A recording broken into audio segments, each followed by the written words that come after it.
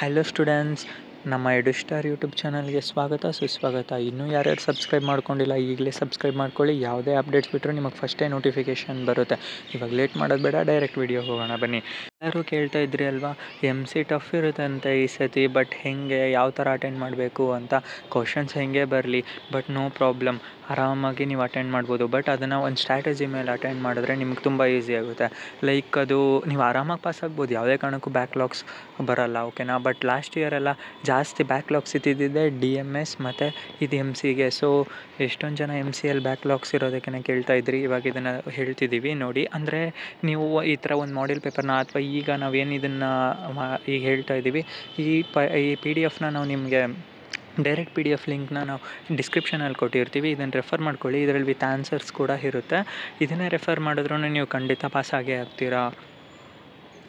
ಇವಾಗ ಹೇಳೋದಾದರೆ BCS 402 micro controllers. ಇವಾಗ ಈ ಎಕ್ಸಾಮ್ ಇರೋದು ನಾಳೆ ಒಂದಿನ ಟೈಮ್ ಇದೆ, ನಾಡಿದ್ದೇನೆ ಎಕ್ಸಾಮ್ ಇದೆ ಅಲ್ವಾ. ಇವಾಗಿರೋ ಒಂದು ದಿನದಲ್ಲಿ ಹೆಂಗೆ 80+ ಮಾರ್ಕ್ಸ್ ಸ್ಕೋರ್ ಮಾಡಬೇಕು ಅಂತ ಹೇಳ್ಕೊಡ್ತೀವಿ ಬನ್ನಿ. ಇವಾಗ ನೀವು ಯಾವುದೇ ಕಾರಣಕ್ಕೂ ವಿಡಿಯೋ ಸ್ಕಿಪ್ ಮಾಡದೆ ಕಂಟಿನ್ಯೂ ನೋಡ್ಕೊಂಡು ಹೋಗಿ. ಇವಾಗ ನಾವು ಯಾವುದೇ ಕಾರಣಕ್ಕೂ ಈ ಮಾರ್ಕ್ ಮಾಡಿರೋದಾಗಲಿ PDFs ನಿಮಗೆ ಡಿಸ್ಕ್ರಿಪ್ಷನಲ್ಲಿ ಕೊಟ್ಟಿರಲ್ಲ, ನಿಮಗೆ ಪ್ಲೇನ್ PDF ಇರುತ್ತೆ, PDF ವಿತ್ ಆನ್ಸರ್ಸ್ ಇರುತ್ತೆ. ಬಟ್ ಆದ್ದರಿಂದ ನೀವು ಯಾವುದು ಕಡೆ ಕಾನ್ಸಂಟ್ರೇಟ್ ಮಾಡಬೇಕು, ಮಾಡ್ಯೂಲ್ 1ಅಲ್ಲಿ ಯಾವ ಕ್ವಶನ್ಸ್ ಮೇಲೆ ಫೋಕಸ್ ಮಾಡಬೇಕು, ಮತ್ತು ಯಾವ ಥರ ಡಯಾಗ್ರಾಮ್ಸ್ನ ಮಾಡಬೇಕು, ಯಾವ ಸ್ಟ್ರಾಟಜಿ ಮೇಲೆ ಅದನ್ನೆಲ್ಲ ಬರೀಬೇಕು, ಯಾವ ಥರ ಬರೆದ್ರೆ ನಿಮಗೆ ಮಾರ್ಕ್ಸ್ ಸಿಗುತ್ತೆ, ಈ ಥರ ಎಲ್ಲ ಹೇಳ್ತೀವಿ. ಇವಾಗ ಪ್ರತಿ ಮಾಡ್ಯೂಲ್ಗೂ ಎಲ್ಲ 5 ಮಾಡ್ಯೂಲ್ಗೂ ಹೇಳ್ತೀವಿ. ನೀವು ಕರೆಕ್ಟಾಗಿ ತಿಳ್ಕೊಂಡ್ರೆ, ಇಷ್ಟು ಯಾವುದೇ ಕಾರಣಕ್ಕೂ ಮಿಸ್ ಮಾಡದೆ, ಸ್ಕಿಪ್ ಮಾಡದೆ ನೀವು ಫುಲ್ ಕೇಳ್ಕೊಂಡ್ರೆ ಆರಾಮಾಗಿ 100% ಪಾಸ್ ಆಗ್ತೀರಾ. ವಿತ್ 80+ ಮಾರ್ಕ್ಸ್ ಬಂದೇ ಬರುತ್ತೆ. ಓಕೆ, ಲೆಟ್ಸ್ ಸ್ಟಾರ್ಟ್ ನಾವು. ಇವಾಗ ಮಾಡ್ಯೂಲ್ 1 ಇಂದ ಅಂತ ಬಂದರೆ ಫಸ್ಟ್ ಕ್ವಶನ್ ಬಂದು ಇದರಲ್ಲಿ ಯಾವ್ದು ಕೊಟ್ಟಿದ್ದಾರೆ, ಬಟ್ ಇದು ಲಾಸ್ಟ್ 3 ಇಯರ್ಸಿಂದನೂ ಸೇಮ್ ಕ್ವಶನ್ನೇ ಬರ್ತಿದೆ. Explain the architecture of ARM embedded device with need diagram. ಇದರಲ್ಲಿ ನೀವು ಫಸ್ಟ್ ಯಾವ ಥರ ಮಾಡಿ ಅಂದರೆ, ನೀವು ಜಸ್ಟ್ ಸಿಂಪಲ್ ಅದೇನು ಡಯಾಗ್ರಾಮ್ ಇರುತ್ತೆ ನೋಡಿ, ARM ಎಂಬೆಡೆಡ್ ಸಿಸ್ಟಮ್ದು ಆ ಡಯಾಗ್ರಾಮ್ನ ಒಂದು ನೆನ್ಪಿಟ್ಕೊಳ್ಳಿ ಸಾಕು. ಇನ್ ಕೇಸ್ ನಿಮಗೆ ಕೆಲವರಿಗೆ ಫುಲ್ಲು ಆನ್ಸರ್ಸು ಲಾಂಗ್ ಸ್ಕ್ರಿಪ್ಟ್ಸ್ ಓದೋಕ್ಕೆ ಬರ್ತಿಲ್ಲ, ಅದನ್ನು ನೆನ್ಪಿಟ್ಕೊಳ್ಳೋಕೆ ಆಗ್ತಿಲ್ಲ, ಕಷ್ಟ ಆಗ್ತಿದೆ ಅಂದರೆ ಜಸ್ಟ್ ನೀವು ಫೋಕಸ್ ಆನ್ ಡಯಾಗ್ರಾಮ್ಸ್. ಆ ಡಯಾಗ್ರಾಮ್ ಏನಿದೆ ಅದೊಂದು ನೆನ್ಪಿಟ್ಕೊಳ್ಳಿ, ಮತ್ತು ಆ ಡಯಾಗ್ರಾಮ್ಸಲ್ಲಿರೋ ಆ ಲೇಬಲ್ಡ್ ಏನೇನು ಮಾಡಿರ್ತಾರೆ ಅದನ್ನೆಲ್ಲ ಕರೆಕ್ಟಾಗಿ ನೆನ್ಪಿಟ್ಕೊಳ್ಳಿ. ಡೆಫಿನೆಟ್ಲಿ ಅಷ್ಟು ನೀವು ಇದನ್ನು ಹೆಂಗೆ ಬರಿಬೇಕು, ಹೆಂಗೆ ಪ್ರೆಸೆಂಟ್ ಮಾಡಬೇಕು. ಇವಾಗ ಇನ್ವಿಜಿಲೇಟರ್ಸ್ಗೆಲ್ಲ ನಿಮಗೆ ಯಾರು ಅದು ಕರೆಕ್ಷನ್ ಮಾಡೋಕ್ಕೆ ಬರ್ತಾರೆ ನೋಡಿ, ಅವರಿಗೆ ಜಸ್ಟ್ ನಿಮಗೆ ಒಂದು ಪೇಪರ್ಗೆ 3 ಮಿನಿಟ್ಸ್ ಟೈಮ್ ಇರುತ್ತೆ ಅಷ್ಟೇ. ಆ 3 ಮಿನಿಟ್ಸಲ್ಲಿ ನಿಮಗೆ ಇಡೀ ಪೇಪರ್, ನೀವು ಅಲ್ಲಿ ಎಷ್ಟು 40 ಪೇಜ್ ಬರೆದಿರ್ತೀರೋ, 50 ಪೇಜ್ ಬರೆದಿರ್ತೀರೋ, ಅದೆಲ್ಲ ಅವ್ರಿಗೆ ಬೇಕಾಗಿಲ್ಲ. ಫಾಸ್ಟಾಗಿ ಕರೆಕ್ಷನ್ ಮಾಡ್ಕೊಂಡು ಹೋಗ್ತಿರ್ತಾರೆ. ಬಿಕಾಸ್ ಅಲ್ಲಿ ಕರೆಕ್ಷನ್ ಮಾಡೋ ಪ್ರೊಫೆಸರ್ಸ್ ಎಲ್ಲ ಯಾರು ನಾರ್ಮಲ್ ಪ್ರೊಫೆಸರ್ಸ್ ಆಗಿರಲ್ಲ, ಎಲ್ಲ ಹೈ ಎಜುಕೇಟೆಡ್ ಪ್ರೊಫೆಸರ್ಸ್ ಆಗಿರ್ತಾರೆ. ಸೊ ಅವರು ತುಂಬ ಫಾಸ್ಟಾಗಿ ಮಾಡ್ತಾರೆ. ನೀವು ಅವರಿಗೆ ಯಾವ ಥರ ನಿಮ್ಮ ಆನ್ಸರ್ಸ್ನ ಕರೆಕ್ಟ್ ಅನ್ಸೋ ಥರ ನೀವು ಅವರಿಗೆ ಪ್ರೆಸೆಂಟ್ ಮಾಡಿದರೆ ಡೆಫಿನೆಟ್ಲಿ ಅವರು ನೋಡ್ತಾ ಇದ್ದಂಗೆ ಟಿಕ್ ಆಗ್ತಾ ಇದ್ದಾರೆ, ಓಕೆನಾ. ಈ ಥರ ಸ್ಟ್ರಾಟಜಿ ಯೂಸ್ ಮಾಡಿಕೊಂಡು ಪ್ರತಿ ಸತಿನೂ ಎಷ್ಟೊಂದು ಜನ ಬ್ಯಾಕ್ಲಾಗ್ಸ್ ಉಳಿಸ್ಕೊಳ್ಳೋ ಸ್ಟೂಡೆಂಟ್ಸ್ ಈ ವರ್ಷ ಒಂದೇ ಒಂದು ಬ್ಯಾಕ್ಲಾಗ್ ಇಲ್ಲದೆ ಪಾಸ್ ಆಗ್ತಾ ಇದ್ದಾರೆ. ಇದನ್ನು ಯಾವ ಥರ ಅಂದರೆ, ನೀವು ಒಂದು ಡಯಾಗ್ರಾಮ್ನ ನೆನ್ಪಿಟ್ಕೊಳ್ತೀರಾ ಅಲ್ವಾ, ಆ ಡಯಾಗ್ರಾಮ್ನ ಫಸ್ಟ್ ನೀವು ಆ ಡಯಾಗ್ರಾಮ್ ಬರೀತೀರಾ ಅಲ್ವಾ, ಅದಕ್ಕೆಲ್ಲ ನೀಟಾಗಿ ಒಂದು ಪೆನ್ಸಿಲ್ ಅಂದರೆ ಒಂದು ಇನ್ ಕೇಸ್ ಟೈಮ್ ಇತ್ತು ಅಂದರೆ ಆವಾಗ ನೀವು ಒಂದು ಯೂಸಿಂಗ್ ಸ್ಕೇಲ್ ಪೆನ್ಸಿಲಿಂದನೇ ಆ ಬಾಕ್ಸಸ್ ಹಾಕಿರಿ. ಅಂದರೆ ಈವನ್ ಇನ್ ಕೇಸ್ ಅದೇನಾದರೂ ನಿಮಗೆ ಕಷ್ಟ ಅನ್ನಿಸ್ತು ಪೇಪರು ಅಂದಾಗ ನೀವು ಅಟ್ಲೀಸ್ಟ್ ಈ ಥರ ಆದರೂ ಪ್ರೆಸೆಂಟ್ ಮಾಡ್ಕೊಂಬನ್ನಿ, ಆವಾಗ ಡೆಫಿನೆಟ್ಲಿ ಆಗೇ ಆಗುತ್ತೆ. ಬಟ್ ಇನ್ನೂ ನಿಮಗೆಲ್ಲ ಇವಾಗ ಲೈಕ್ ಈ ಥರ ಡಯಾಗ್ರಾಮ್ ಬರೆದು ಈಗ ಸ್ವಲ್ಪ ಬರೋದಾಗಲೇ ನಿಮಗೆ ಅದು ಹೆಂಗೆ ಫುಲ್ ಮಾರ್ಕ್ಸು ಅಥವಾ ಈ ಥರ 75% ಮಾರ್ಕ್ಸ್ ಸಿಗಬೇಕು ಅಂದರೆ ಯಾವ ಥರ ಅಂದರೆ, ಲೈಕ್ ನೀವು ಇವಾಗ ಡಯಾಗ್ರಾಮ್ ಬರೀತೀರಾ ನೋಡಿ, ಅದು ARM ಎಂಬೆಡೆಡ್ ಡಿವೈಸ್ ಅಂತ. ಆ ಡಯಾಗ್ರಾಮ್ ಬರೆದಾಗ ನೀವು ಅದಕ್ಕೆಲ್ಲ ಲೇಬಲ್ಡ್ ಎಲ್ಲ ಬಂದು ಪೆನ್ಸಿಲ್ ಯೂಸ್ ಮಾಡಿ ಡಯಾಗ್ರಾಮ್ ಮಾಡಿರಿ. ನೆಕ್ಸ್ಟ್ ನೀವು ಏನು ಮಾಡಬೇಕು ಅಂದರೆ, ನೀವು ಆ ಡಯಾಗ್ರಾಮಲ್ಲಿ ಒಂದೊಂದು ಲೇಬಲ್ಡ್ ಏನೇನು ಮಾಡಿದ್ದೀರಾ ನೋಡಿ ಎಕ್ಸಾಕ್ಟ್ ಅದನ್ನು ಒಂದು ಕೀ ಪಾಯಿಂಟ್ಸಲ್ಲಿ ಬರೆದ್ಬಿಡಿ. ಯಾವ ಥರ ಅಂದರೆ, ಲೈಕ್ ಈಗ ARM ಎಂಬೆಡೆಡ್ ಸಿಸ್ಟಮ್ ಇದರಲ್ಲಿ ಏನಿದೆ, ಇದರಲ್ಲಿರೋದನ್ನ ಒಂದು ಈ ಥರ ಲೈಕ್ ಆ್ಯರೋಸ್ ಹಾಕಿ ಅಥವಾ ಇದನ್ನು ಆ್ಯಸ್ ಎ ಕೀ ಪಾಯಿಂಟ್ಸ್ ಆಗಿ ಬರೀರಿ. ನೆಕ್ಸ್ಟು ಅದಾದ ತಕ್ಷಣ ನೆಕ್ಸ್ಟ್ ಅದ್ರ ಬಗ್ಗೆ ನಿಮ್ಗೆ ಏನೇನು ಗೊತ್ತು, ಆಮೇಲೆ ಈ ಥರ ಯಾವುದು ಇನ್ಸೈಡ್ ಅಥವಾ ಯಾವುದು ಚೈನ್ ಲಿಂಕ್ ಇರುತ್ತೆ, ಈ ಥರನ ಆ ಒಂದು ಪರ್ಟಿಕ್ಯುಲರ್ ಏನಿರುತ್ತೆ ಇವಾಗ ಎಂಬೆಡೆಡ್ ಸಿಸ್ಟಮ್ ಅನ್ನೋದನ್ನ ಏನಿರುತ್ತೆ ಅದನ್ನು ಒಂದು ಈ ಥರ ಲೈಕ್ ಇಟ್ಸ್ ಒಂದು ಮಿಡಲ್ ಅಂದಾಗ ಆ ಕಾಂಪೊನೆಂಟಿಗೆ ಏನೇನು ಲಿಂಕ್ ಆಗಿದೆ, ಈ ಥರ ನಿಮಗೆ ಓನ್ ಸೆಂಟೆನ್ಸಲ್ಲಿ ಆ ಡಯಾಗ್ರಾಮ್ ನೋಡಿದಾಗ ನಿಮಗೆ ಹೆಂಗೆ ಅನಿಸುತ್ತೆ ಅದನ್ನು ಆ್ಯಸ್ ಎ ಕೀ ಪಾಯಿಂಟ್ಸಾಗಿ ಬರೆದು ಬನ್ನಿ. ಯಾವುದೇ ಕಾರಣಕ್ಕೂ ನೀವು ಪೇಜ್ ತುಂಬಿಸ್ಬೇಕು, ಕೆಲವ್ರು ಹೇಳ್ತಾರೆ ಪೇಜ್ ತುಂಬಿಸ್ಬೇಕು ಅನ್ನೋ ರೀಸನ್ಗೆ ಪೇಜ್ ತುಂಬಿಸಿದ್ರೆ ಡೆಫಿನೆಟ್ಲಿ ಒಂದು ಪೇಜಿಗೆ 1 ಮಾರ್ಕ್ಸ್ ಅಂದರೂ 35 ಪೇಜಿಗೆ 35 ಮಾರ್ಕ್ಸ್ ಬರುತ್ತೆ ಅಂತ ಡೆಫಿನೆಟ್ಲಿ ಬರೋಲ್ಲ. ಅವ್ರು ನೀವು ಏನಾದರೂ ಈ ಥರ ಬಲ್ಕಾಗಿ ವಿತೌಟ್ ಎನಿ ಲಿವಿಂಗ್ ಸ್ಪೇಸ್ ಇಡೀ ಪೇಜ್ ಬರೆದ್ರೂ they will cut, definitely they will give 0. Okay, so ನೀವು ಎಷ್ಟು ಚೆನ್ನಾಗಿ ಪ್ರೆಸೆಂಟ್ ಮಾಡಿರಬೇಕು ಅಂದರೆ ಇವನ್ ಅದು ಕರೆಕ್ಟಾಗಿರಬೇಕು. ಅವ್ರ ಫ್ಲೋ ನೋಡಿದಾಗಲೇ ಇಟ್ಸ್ ಕರೆಕ್ಟ್, ರೈಟ್ ಆನ್ಸರ್ ಅಂತ ಹೇಳಿರಬೇಕು. ನೀವು ಒಂದು ಸೆಂಟೆನ್ಸಲ್ಲಿ ಅದನ್ನು ಕೀ ಪಾಯಿಂಟ್ಸಾಗಿ ಬರೀರಿ ಅದನ್ನು.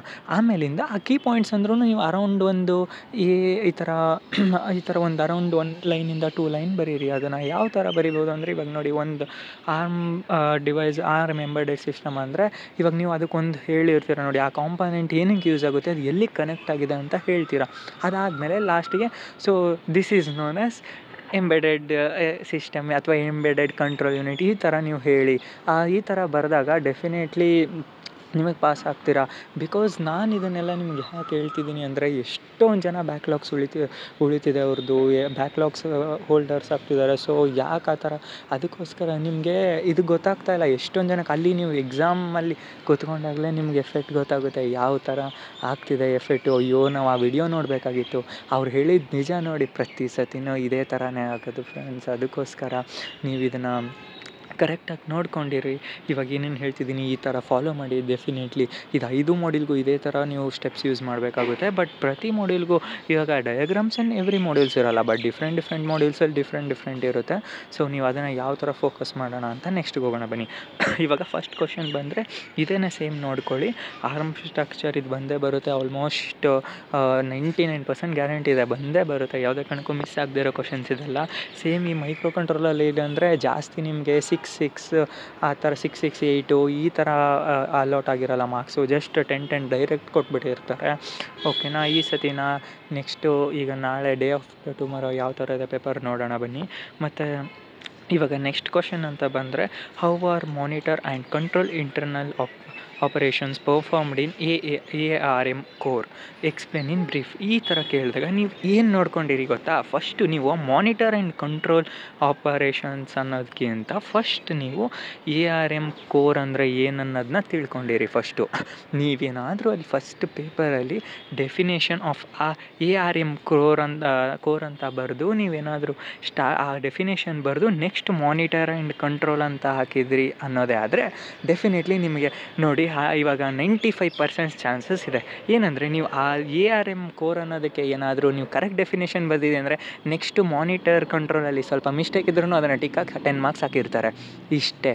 ಯಾಕೆ ಗೊತ್ತಾ, ನೀವು ಅಲ್ಲಿ ಕೇಳದೇ ಇರೋದಕ್ಕೂ ಕೂಡ ನೀವು ಅಲ್ಲಿ ಬಿಕಾಸ್ ಅದು ಕೇಳದೇ ಇರೋದಂತ ಅಲ್ಲ, ಆ ARM ಪ್ರೊಸೆಸರಿಂದನೇ ಅದನ್ನು ನಿಮಗೆ monitor and control internal operations ಎಲ್ಲ ಬರ್ತಿದೆ ಅಂದಾಗ ಡೆಫಿನೆಟ್ಲಿ ಅದು ಇಂಪಾರ್ಟೆಂಟ್ ಅಂತಲೇ, ಅದು ವೆರಿ ಇಂಪಾರ್ಟೆಂಟ್ ರೋಲ್ ಅಂತಲೇ ಅದೂ ಅಲ್ವಾ. ಅದೇನು ಸುಮ್ಮನೆ ಅಂತಲ್ಲ. ಲೈಕ್ ಅಂದರೆ ನೀವು ಬರೀದೆ ಅಂದರೆ ಅದೇನೋ ಅದರಲ್ಲಿ ಟಾಪಿಕಲ್ಲಿ ಇಲ್ಲ ಅಂತಲೇ ನೀವು ಬರೀತಾ ಇಲ್ಲ, ಅದು ಒಂದು ಟಾಪಿಕಲ್ಲಿ ಇರೋದಕ್ಕೇ ಅದಕ್ಕೂ ಒಂದು ಮೇಜರ್ ರೋಲ್ ಇದೆ ಅನ್ನೋದಕ್ಕೇ ನೀವು ಅದನ್ನು ಇನ್ಕ್ಲೂಡ್ ಮಾಡ್ತಿರ್ತಾರೆ. ಓಕೆನಾ ಫ್ರೆಂಡ್ಸ್. ಇವಾಗ ARM ಕೋರ್ ಅನ್ನೋದು ಒಂದು ಡೆಫಿನೇಷನ್, ಯಾವುದಕ್ಕೆ ಆದರೂ ಒಂದು ಡೆಫಿನೇಷನ್ ಜಸ್ಟ್ ಸಿಂಪಲ್ ಲೈನ್ ಆ ಒಂದು ವರ್ಡ್ಸಲ್ಲಿ ಬರೆದ್ಬಿಟ್ಟು ಅದಾದಮೇಲೆ ನೆಕ್ಸ್ಟಿಂದ ಇದನ್ನು ನೀವು ಯಾವ ಥರ ಮಾಡ್ಕೊಳ್ಳಿ ಅಂದರೆ ಮಾನಿಟರ್ ಆ್ಯಂಡ್ ಇಂಟರ್ನಲ್ ಆಪರೇಷನ್ ಈ ಇಂಟರ್ನಲ್ ಆಪರೇಷನ್ಸ್ ಅಂತ ಇದನ್ನು ನೀವು ಲೈಕ್ ಬೆಟರ್ ಅಂದರೆ ನೀವು ಇದನ್ನು ಡಿಫ್ರೆನ್ಸ್ ಬಿಟ್ವೀನ್ ಥರ ಮಾಡ್ಕೊಳ್ಳಿ. ಒಂದು ಕಡೆ ಮಾನಿಟರ್ ಮಾಡ್ಕೊಳ್ಳಿ, ಇನ್ನೊಂದು ಕಡೆ ಕಂಟ್ರೋಲ್ ಇಂಟರ್ನಲ್ ಮಾಡ್ಕೊಳ್ಳಿ. ಅದರಲ್ಲಿ ಏನೇನಿರುತ್ತೆ ಅದನ್ನು ನೀವು ತಲೆಯಲ್ಲಿ ಕೀ ಪಾಯಿಂಟ್ಸಾಗಿ ಇಟ್ಕೊಂಡೋಗಿರಿ. ಅಂದರೆ ಇದನ್ನು ಜಸ್ಟ್ ಇದನ್ನು ನೀವು ಅಲ್ಲಿ ಬರೆಯೋದಕ್ಕೆ ಹೇಳ್ತಾ ಇಲ್ಲ, ಬಟ್ ನೀವು ಬರೆದ್ರೂ ಡೆಫಿನೆಟ್ಲಿ ಬರೆಸ್ತೆ. ನಿಮ್ಗೇನಾದರೂ ಅದು ನೆನಪಾಗಲಿಲ್ಲ ಅಂದರೆ ಬಂದೇ ಬರುತ್ತೆ ಬರೆದ್ರೂ. ಬಟ್ ನೀವು ಯಾವ ಥರ ಮಾಡಬೇಕು ಅಂತ ಅಂದರೆ, ನೀವು ಈಗ ಮಾನಿಟರ್ ಮತ್ತು ಕಂಟ್ರೋಲ್ ಅಂತ ನೀವೇ ಇದನ್ನು ಒಂದು ಮಾಡ್ಕೋಬೇಕು. ಲೈಕ್ ನೀವೀಗ ಒಂದು ಈ ಥರ ಡಿಫ್ರೆನ್ಸ್ ಬಿಟ್ವೀನ್ ಅಂತ ಮಾಡಿಕೊಂಡು ನೀವು ಅದು ಏನೇನು ದೊಡ್ಡ ಸ್ಕ್ರಿಪ್ಟ್ ಇದೆ ಅದನ್ನೆಲ್ಲ ಮಾನಿಟರಲ್ಲಿ ಏನೇನು ದೊಡ್ಡ ಸ್ಕ್ರಿಪ್ಟ್ ಇದೆ ಅದನ್ನೆಲ್ಲ ಕೀವರ್ಡ್ಸ್ ತೊಗೋಬೇಕು. ಕೀವರ್ಡ್ಸ್ ತೊಗೊಂಡು like it is A control unit ಅಥವಾ ಈ ಥರ it is placed it ARM device, ಈ ಥರ ಏನೇನಿರುತ್ತೆ ಆ ಕಂಟ್ರೋಲ್ ಯೂನಿಟಲ್ಲಿ ಆ ಒಂದೊಂದು ಪರ್ಟಿಕ್ಯುಲರ್ ಏನೇನು ಸೇರುತ್ತೆ ಅದೆಲ್ಲ ಮಾನಿಟರಿಗೆ ಬರೀಬೇಕು. ಇನ್ನು ಏನೇನು ಕೀ ಪಾಯಿಂಟ್ಸ್ ಇರುತ್ತೆ ಅದೆಲ್ಲ ಯೂನಿಟಿಗೆ ಬರಿಬೇಕು.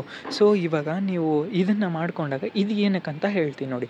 ಇವಾಗ ನೆಕ್ಸ್ಟು ಈಗ ಏನು ಹೋಗ್ಬೇಕಾದ್ರೆ ಎಕ್ಸಾಮ್ಗೆ ಲೈಕ್ 2 ಅವರ್ಸ್ ಮುಂಚೆ ನೀವು ಏನು ಪ್ರಿಪೇರ್ ಆಗ್ತೀರ ಅವಾಗೇನು ಗೊತ್ತಾ, ನೀವು ಇಡೀ ಫುಲ್ಲು ಅದೆಲ್ಲ ನೋಡ್ಕೋಬಾರ್ದು.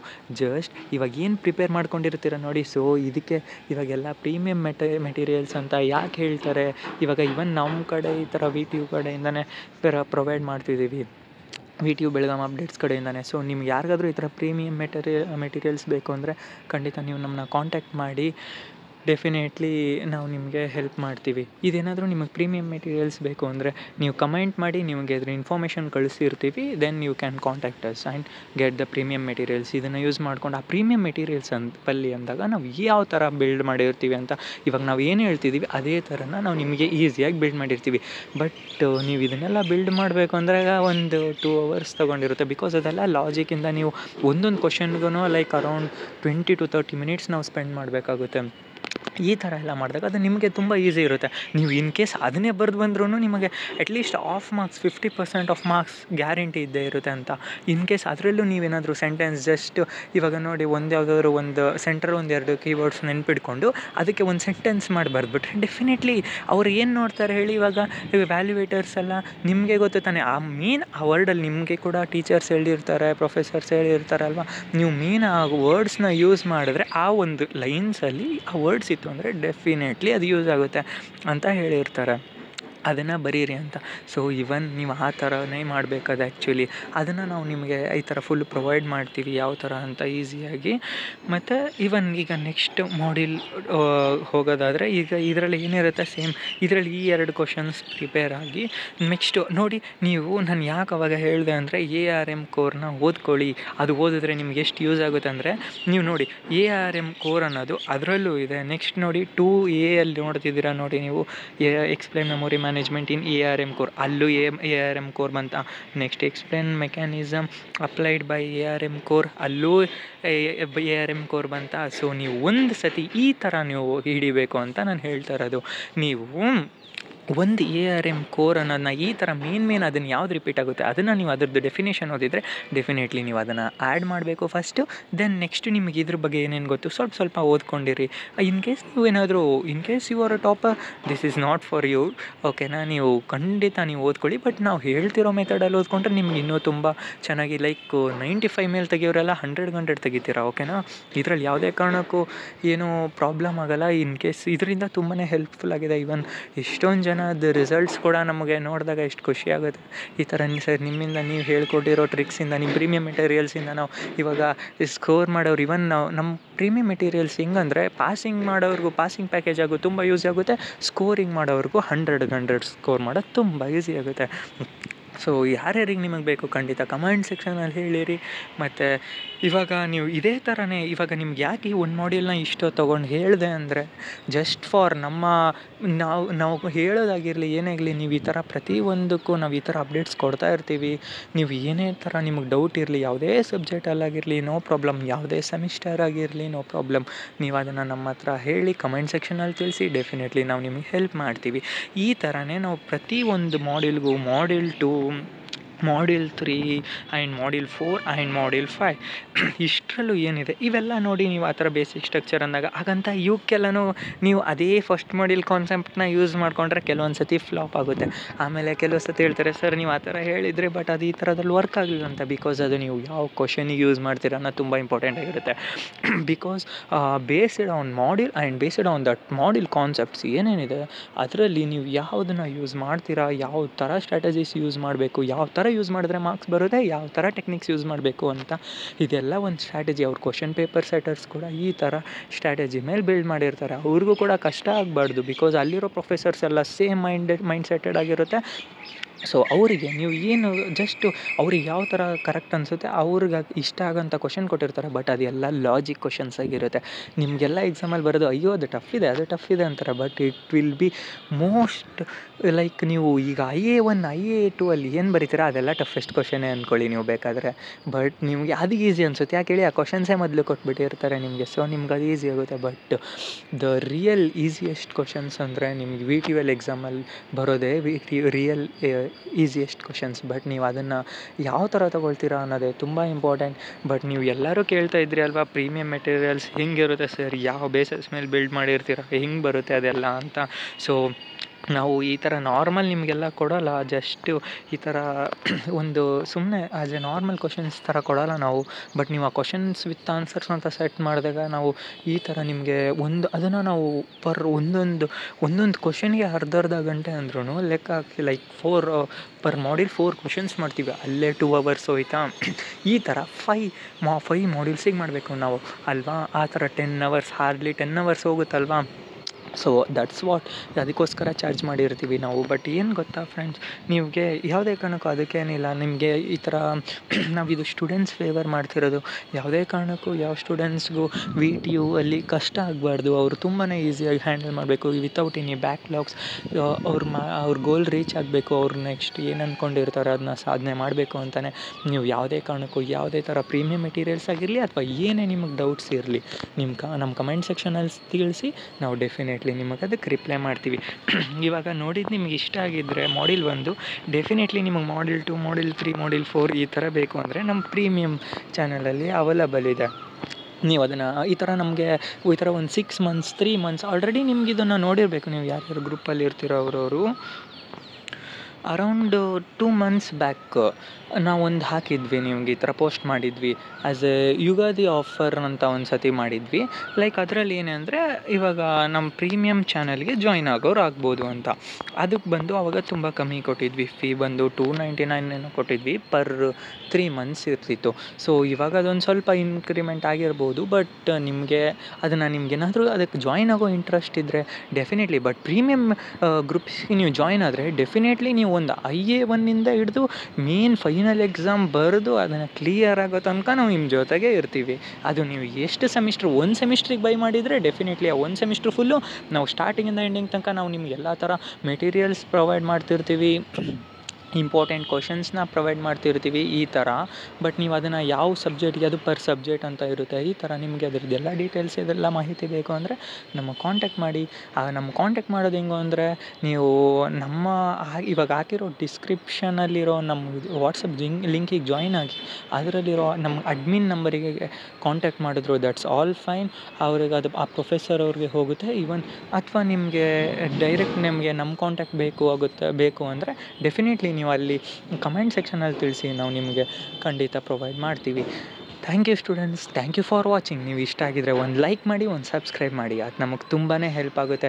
ಇನ್ನೂ ನಮ್ಮ ಸ್ಟೂಡೆಂಟ್ಸ್ ನೀವು ಎಷ್ಟು ಈ ಥರ ಇಂಟ್ರೆಸ್ಟ್ ತೋರಿಸ್ತಿದ್ದೀರ ಅಂತ ಗೊತ್ತಾದರೆ ಇನ್ನೂ ನಾವು ನಿಮಗೆ ತುಂಬಾ ಹೇಳ್ತೀವಿ. ಇದು ನಿಮ್ಗೆ ಇಷ್ಟ ಆಗಿದ್ದರೆ, ಇದು ಟ್ರೂ ಅಂತಲೇ ನಿಮ್ಗೆ ಅನಿಸಿದರೆ, ಈ ಥರ ಯೂಸ್ ಮಾಡಿದ್ರೆ ಡೆಫಿನೆಟ್ಲಿ ನಿಮಗೆ ಮಾರ್ಕ್ಸ್ ಬರುತ್ತೆ ಅಂತಲೇ ಅನಿಸಿದರೆ ಕಮೆಂಟ್ ಸೆಕ್ಷನಲ್ಲಿ ಒಂದು ಸತಿ ಟ್ರೂ ಅಂತ ಬರೆದು ಸೆಂಡ್ ಮಾಡಿ. ನಿಮ್ಮ ಒಂದು ಮೆಸೇಜ್ ನಮಗೆ ನೆಕ್ಸ್ಟ್ ಮತ್ತೆ ನಾವು ಅಪ್ಡೇಟ್ಸ್ ಕೊಡೋದಕ್ಕೆ, ಈ ಒಂದು ವೀಡಿಯೋಸ್ ಮಾಡೋದಕ್ಕೆ ತುಂಬ ಹೆಲ್ಪ್ ಆಗುತ್ತೆ. ನಿಮಗಿನ್ನೂ ತುಂಬ ಇನ್ಫಾರ್ಮೇಷನ್ಸ್ ಕೊಡ್ತಾ ಇರ್ತೀವಿ ದಿನ. ಇಷ್ಟೊತ್ತೇನು ನೋಡಿದ್ದೀರಾ, ಇದೇ ಥರನೇ ಇದೇ ಲಾಜಿಕ್ ಮೇಲೆ ನೀವು ಬಿಲ್ಡ್ ಮಾಡಿ ನಾಳೆಗೆ ಓದ್ಕೊಂಡು ಹೋಗಿ. ನಾಳೆ ಕಂಪ್ಲೀಟಾಗಿ ಡೇ ಇದೆ, 1 day, ಇದನ್ನು ಕಂಪ್ಲೀಟಾಗಿ ಓದ್ಕೊಳ್ಳಿ. ನಾಡಿದ್ದು ಹೋಗಿ ಅಟೆಂಡ್ ಮಾಡಿ, ನಿಮಗೆ ತುಂಬ ಈಸಿ ಆಗುತ್ತೆ. ಅಲ್ಲಿ ಕುತ್ಕೊಂಡಾಗ ನೆನಪಾಗುತ್ತೆ, ಕರೆಕ್ಟ್ ನಾವು ಈ ಥರಾದರೂ ಓದಿದ್ರೂ ಅಟ್ಲೀಸ್ಟ್ ಇದನ್ನು ಆರಾಮಾಗಿ ಪಾಸ್ ಆಗಿಬಿಡ್ತಿದ್ವಿ. ಅವ್ರು ಹೇಳಿರೋದ್ರಲ್ಲೆಲ್ಲ ಕರೆಕ್ಟಾಗಿ ಅದೇ ಥರ ಬಂದಿದೆ. ಈ ಥರ ಹೇಳ್ತೀರಾ ನೀವು ಎಕ್ಸಾಮ್ ಬರೆದು ಬಂದಮೇಲೆ ನಮಗೆ ಇನ್ಫಾರ್ಮ್ ಮಾಡಿ. ನಮಗೆ ಇವನ್ ವಾಟ್ಸಪ್ ಮೆಸೇಜಸಲ್ಲಿ ನೀವು ಗ್ರೂಪ್ಸಲ್ಲಿ ಹೇಳಿದರೂ ಕೂಡ ನಮಗೆ ಖುಷಿನೇ. ನೀವು ಯಾವುದೇ ಥರ ನಿಮ್ಗೇನೇ ರಿಕ್ವೈರ್ಮೆಂಟ್ಸ್ ಬೇಕಂದರೂ, ಏನೇ ಡೌಟ್ಸ್ ಇದ್ರೂ ನಮ್ಮ ಕಮೆಂಟ್ ಸೆಕ್ಷನಲ್ಲಿ ತಿಳಿಸಿ, ನಾವು ನಿಮಗೆ ಡೈರೆಕ್ಟಾಗಿ ಕಾಂಟ್ಯಾಕ್ಟ್ ಮಾಡ್ತೀವಿ. ಆ್ಯಂಡ್ ಎಲ್ಲರಿಗೂ thank you so much for watching and see you in the next videos. Thank you.